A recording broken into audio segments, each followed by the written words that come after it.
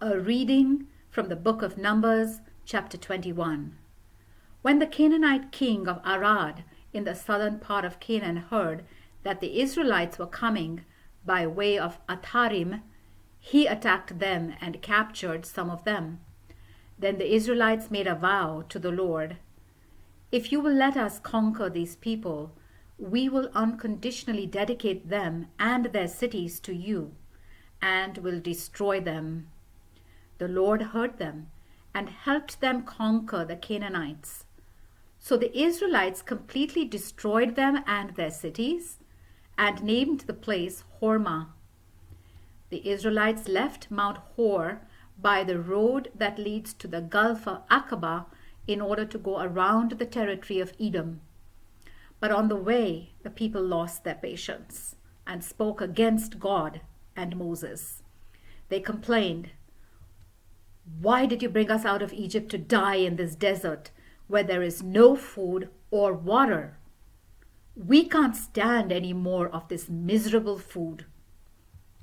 Then the Lord sent poisonous snakes among the people, and many Israelites were bitten and died.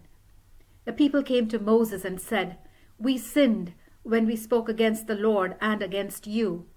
Now pray to the Lord to take these snakes away." So Moses prayed for the people. Then the Lord told Moses to make a metal snake and put it on a pole so that anyone who was bitten could look at it and be healed. So Moses made a bronze snake and put it on a pole. Anyone who had been bitten would look at the bronze snake and be healed.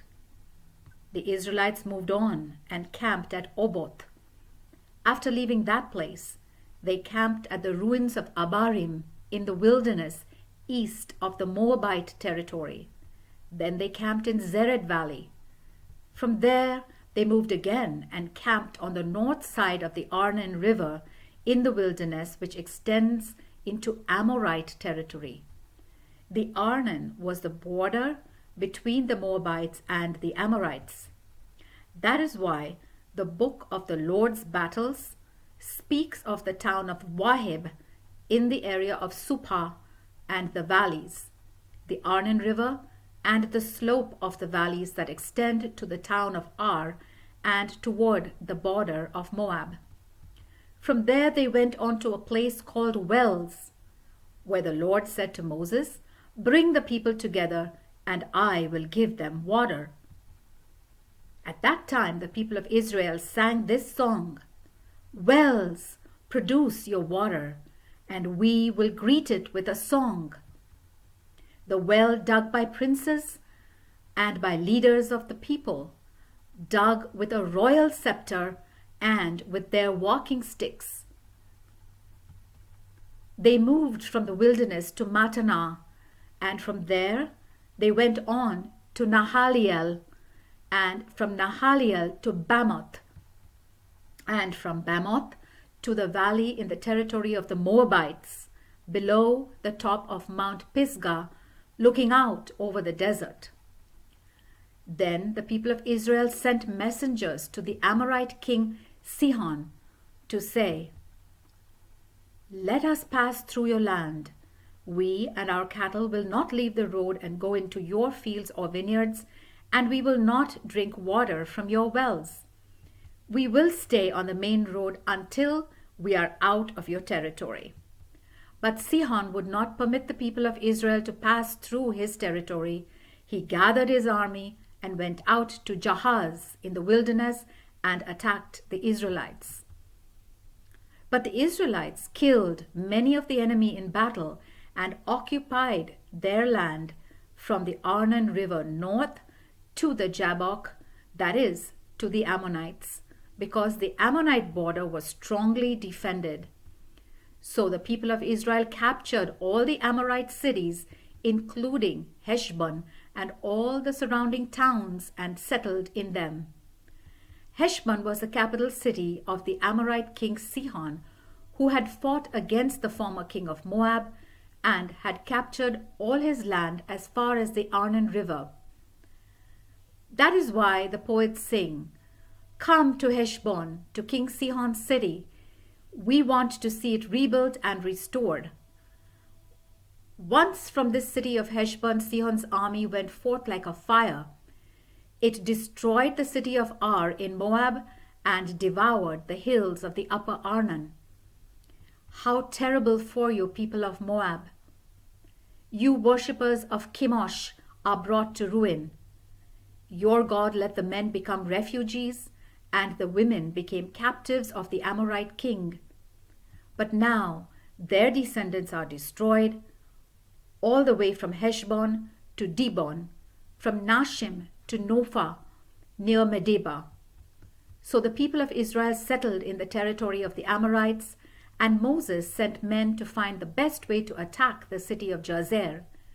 The Israelites captured it and its surrounding towns and drove out the Amorites living there. Then the Israelites turned and took the road to Bashan. And King Og of Bashan marched out with his army to attack them at Edrei. The Lord said to Moses, "Do not be afraid of him. I will give you victory over him, all his people, and his land. Do to him what you did to Sihon, the Amorite king, who ruled at Heshbon." So the Israelites killed Og, his sons, and all his people, leaving no survivors, and then they occupied his land.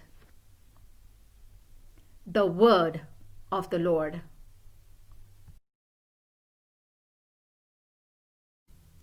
A reading from the book of Numbers, chapter 22.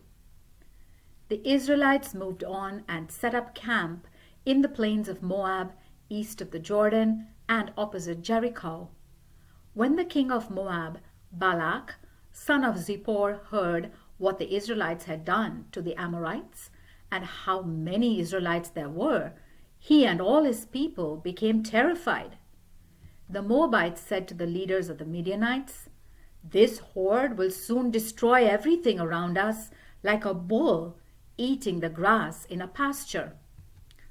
So King Balak sent messengers to summon Balaam, son of Beor, who was at Pethor, near the Euphrates River in the land of Ammon. They brought him this message from Balak: "I want you to know that a whole nation has come from Egypt. Its people are spreading out everywhere and threatening to take over our land. They outnumber us.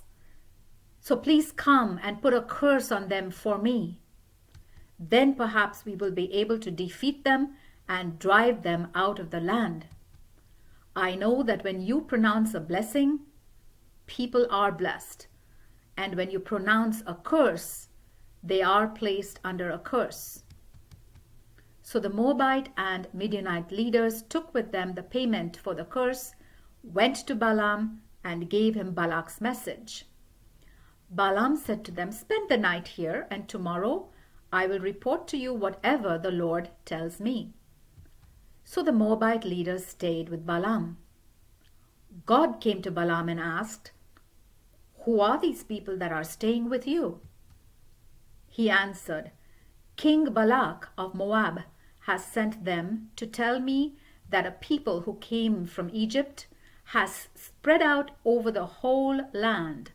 He wants me to curse them for him so that he can fight them and drive them out." God said to Balaam, "Do not go with them, and do not put a curse on the people of Israel, because they have my blessing." The next morning Balaam went to Balak's messengers and said, "Go back home. The Lord has refused to let me go with you." So they returned to Balak and told him that Balaam had refused to come with them. Then Balak sent a larger number of leaders who were more important than the first. They went to Balaam and gave him this message from Balak: "Please don't let anything prevent you from coming to me. I will reward you richly and do anything you say. Please come and curse these people for me." But Balaam answered, "Even if Balak gave me all the silver and gold in his palace, I could not disobey the command of the Lord my God in even the smallest matter.